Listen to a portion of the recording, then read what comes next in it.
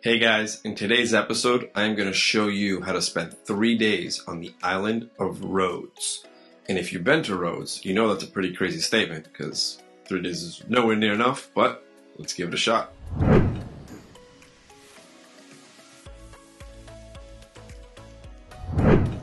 Alright, first some fun facts and some information about the island. The island is located in the Dodecanese island group. It's pretty far from Athens, so if you want to get there, the quickest way is to get on a flight. You'll be there in about an hour, less. If you love ferries, the way I do, this one's really long. Even if you take an overnight ferry and get a cabin, it's still long. You're looking at about 15 hours each way. If you're somewhere close by, if let's say you're in the Dodecanese, then I'd say hop on a ferry, you'll be there in a few hours. Even from the eastern side of Crete, you can hop on a boat. And I believe from Santorini, there's a route once in a while. Not always, but once in a while. Alright, some fun facts. Rhodes has been known to have boasted one of the 7 wonders of the ancient world. The massive Colossus of Rhodes, which I'm sure you've seen in photos, but all we have is historical beliefs of what it looked like. But you'll find lots of medieval architecture in the island, especially in Old Town. It's one of the best preserved medieval towns in all of Europe.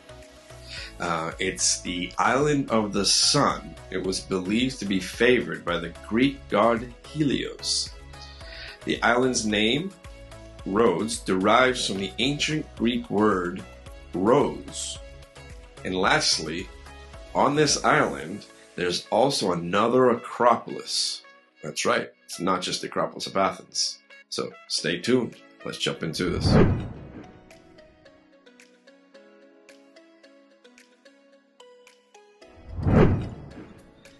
Alright, day 1. I would say you have to dedicate to Old Town, but don't worry, if you love the beach as much as I do, there is a beach pretty close by. So what I would say is start your day exploring Old Town. You definitely want to check out literally everything in there. It's just a big maze, and there's lots of museums in there. You can go experience the Palace of the Grandmaster, an unreal experience. You're gonna find all these cool shops, gift shops, restaurants, cafes, bars, littered all over Old Town. It's surrounded by a wall. It's all medieval architecture. It's really, really cool. There's a lot of rooftop bars and cafes. You have a really cool experience. Afternoon, hop right outside of Old Town. And close by up in the New Town area, you're going to find a bunch of beaches. You can go have a swim and a coffee or a lunch at Ellie Beach, or that entire strip that just rides down all the way down towards the Alissos. That side of the island is one of the most amazing sunsets you're ever going to see. And I don't say that always, but I do say that always. But the colors of the sunsets in Rhodes are different than everywhere else in Greece. If you showed me pictures of a sunset and didn't tell me where it is, you took it in Rhodes, and you didn't include the landscape, I would tell you in Rhodes. There is also one beach that has it's one of the very few places in the Aegean that has a hint of that Ionian limestone blue shade, and that's a bit further south from Ellie Beach. And then afterwards, go back to Old Town for your evening, explore it by night. It's just as amazing, if not more amazing at night. And then you can finish it off at a nice music bar. There's a lot of live performance, open mic bars.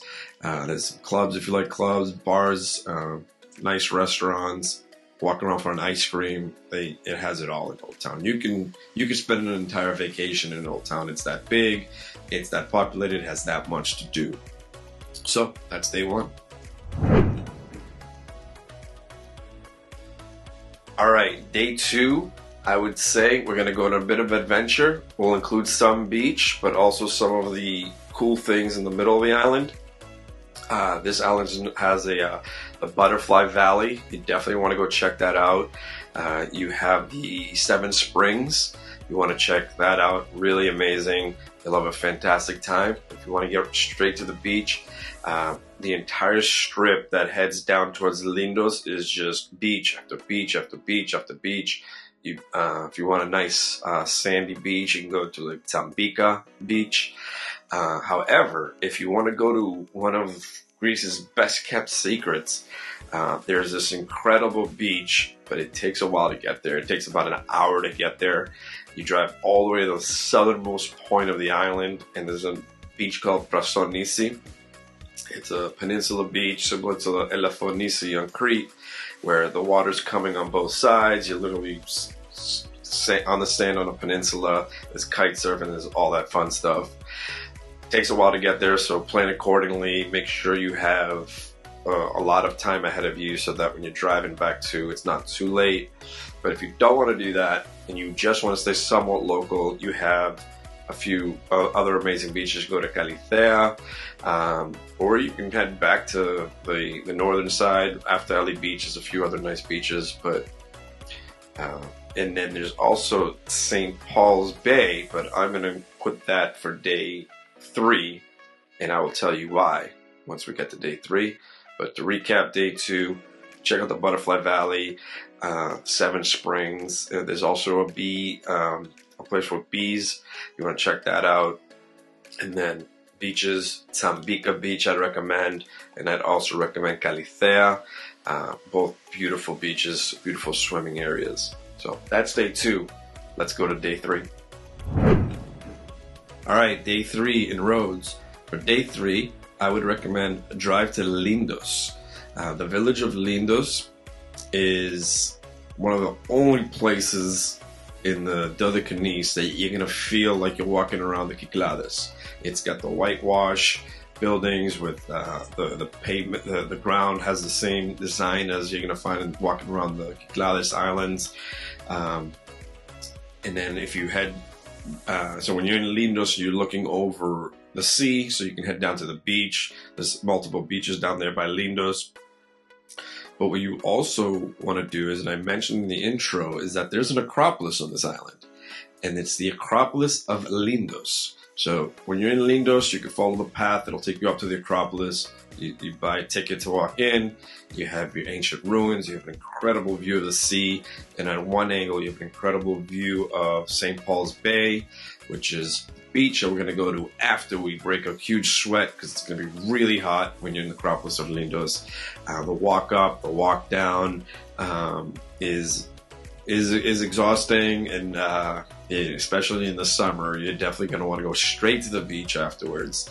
So in Lindos, walk around the village, head up to the Acropolis of Lindos, take your pictures, have amazing views. Then afterwards, head down and go to St. Paul's Bay Beach. Amazing, amazing swimming area. You have the view of the backside. I think it's the backside.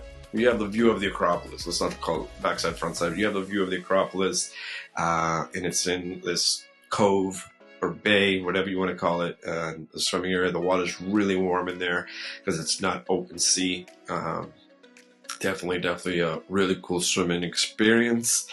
If you have more time, I'd say hop on the road and just drive back towards Old Town and maybe just stop along the way in different beaches and towns. You have the Faliraki, and then the further you go, you're going to head back towards Calithea before you come back to the main town.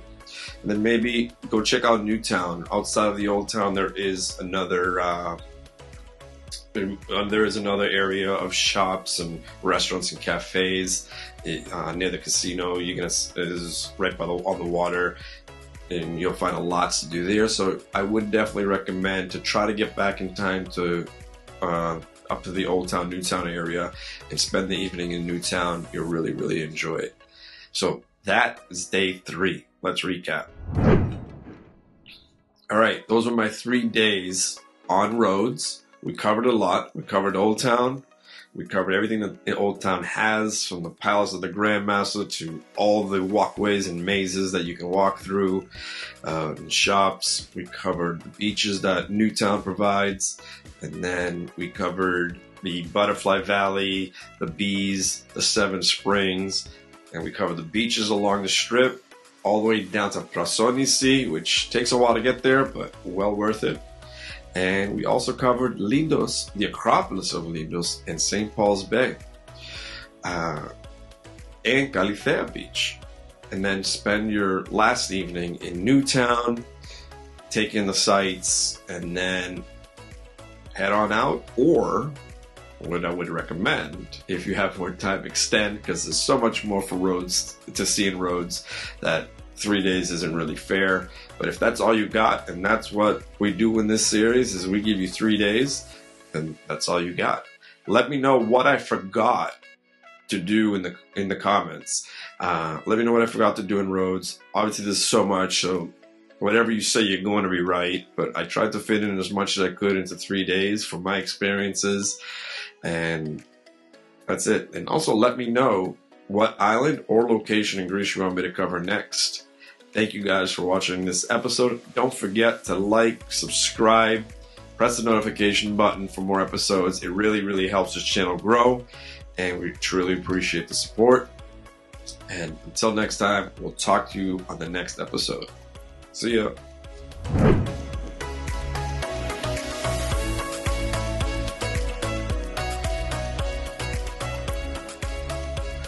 Hey guys, you guys love Greece photography as much as I do? Well, I published my first book, and it's called Naked Greece by Tony Cariotis.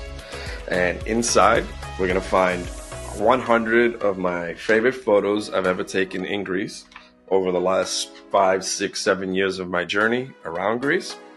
I've visited over 50 islands and most of the mainland. Well, I don't want to say most of the mainland, but a lot of the mainland. And you can check this out at greece-media.com/nakedgreece. And if you want a free copy, head over to my other video called 3 Days on Zakynthos. And in that episode, I give away a free copy of Naked Greece.